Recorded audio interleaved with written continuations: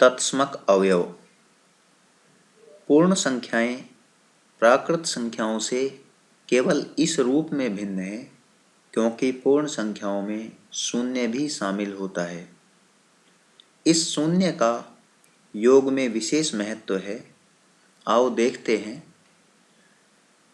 हमने कुछ संख्याओं में शून्य को जोड़ा, जैसे 7 धन 0 मान 7 प्राप्त हुआ, 5 धन 0 मान 5 प्राप्त हुआ, या 12 धन 0 मान 12 प्राप्त हुआ, या 0 धन 20 मान 20 प्राप्त हुआ।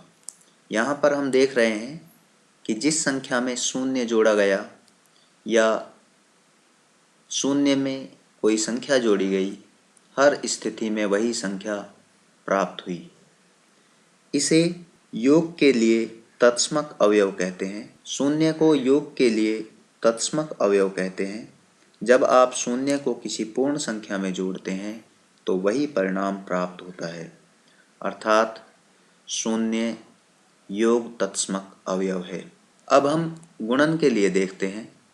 हमने इस बार 7 को 1 से गुणा किया, 5 को 1 से गुणा किया। 7 को 1 से गुणा करने पर 7 आया, 5 को 1 से गुणा करने पर 5 आया। 12 को 1 से गुणा किया, 12 प्राप्त हुआ, और 1 को 20 से गुणा किया, 20 प्राप्त हुआ।